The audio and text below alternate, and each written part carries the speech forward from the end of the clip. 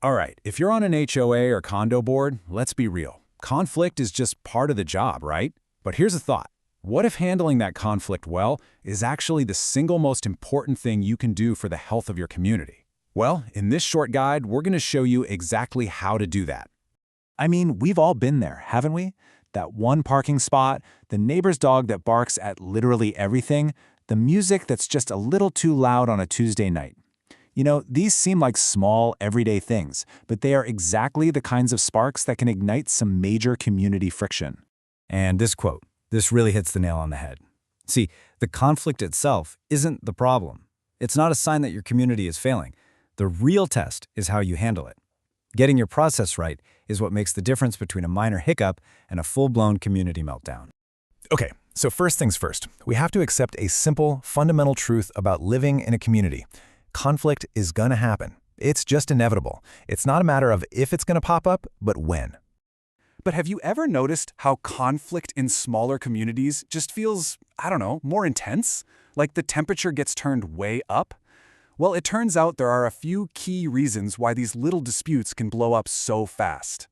You know, it really just boils down to one thing: proximity. We're talking close quarters, high stakes. In a smaller association, you're not just dealing with some anonymous homeowner. No, you're dealing with Bob from 3B, who you see every single morning when you're getting your mail. That closeness makes everything feel incredibly personal, and it just jacks up the stakes for everyone involved.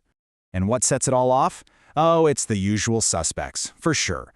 You've got your noise complaints, your parking disputes, arguments over who's responsible for what maintenance, but it's also the bigger stuff, right? Like how rules get enforced, whether or not someone can make changes to their unit, and of course, those really tough financial decisions. And this creates a huge problem for board members. I mean, you're basically in a double bind. On one hand, you've got to enforce the rules and make these impartial decisions. But on the other hand, you have to live right next door to the people who are affected by those very decisions. It's this classic catch-22 that makes being objective, well, incredibly difficult. So the big question is, how does a tiny disagreement suddenly explode into a massive problem? Well, it almost never happens out of the blue. It's usually fueled by one of 5 common and frankly avoidable missteps. Yep, here they are. Think of these as the 5 paths to escalation. You've got a lack of communication, inconsistent enforcement, delayed responses, making it personal, and not having a clear process. These are the surest ways to pour gasoline on a small fire. All right, let's break these down. Number 1, lack of communication. Look, when homeowners feel like they're just screaming into the void, their emails go unanswered, their concerns get brushed off, what do you think happens? That frustration just builds and builds and fast. Number 2, inconsistent enforcement. Oh boy, this is a big one. Nothing, and I mean nothing, destroys trust faster than people seeing one set of rules for their friends and a different set for everyone else. That feeling of unfairness, it is pure poison for a community. Coming in at number 3 is delayed responses. So when a board takes, weeks to get back to someone, residents don't just think, oh, they must be busy. No way. They assume the absolute worst, that they're being ignored on purpose. And that silence, it is deafening. Okay, number 4, and this one is so crucial: the personalization of issues. This is that moment when the conversation shifts from the issue to the person. All of a sudden, it's not about the car being parked in the wrong spot, it's about that problem neighbor. And once you go down that road, it is a very dangerous turn. And finally, number 5, a lack of a clear process. I mean, without a documented, transparent way of handling complaints, it just looks like you're making it up as you go. Every single decision can feel random and arbitrary, and that just fuels distrust. It makes people feel like the whole system is rigged against them. Okay, so enough of the doom and gloom. We've seen all the ways this can go wrong. So how do we make it go right? Well, it all comes down to having a principled path to peace, a structured playbook for de-escalation and fair resolution. And here it is. This is your 5-step de-escalation playbook. It's simple but powerful.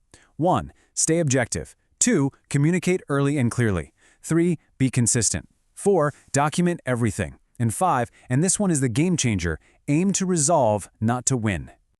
This right here, this is the mindset shift that changes absolutely everything. You have to move away from the wrong goal, which is winning an argument, and embrace the right goal, building long-term trust. The real victory isn't being right, It's keeping your community together. You know, a huge asset in this whole process, kind of a secret weapon really, can be a neutral third party. We're talking about someone like a community association manager.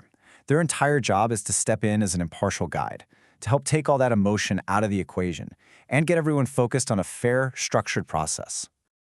So, what does that manager actually do?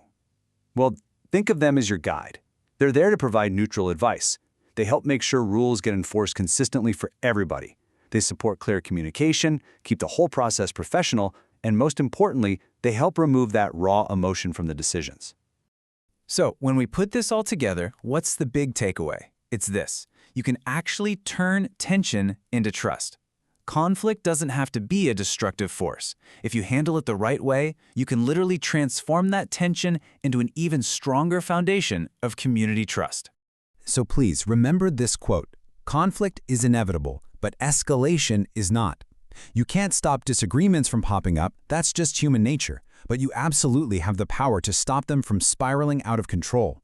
The final outcome is all about the process you choose to follow.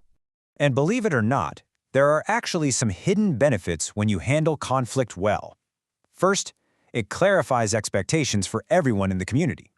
It also tends to improve communication across the board. And maybe most importantly, when you prove you can be fair, you build a level of trust that is absolutely priceless.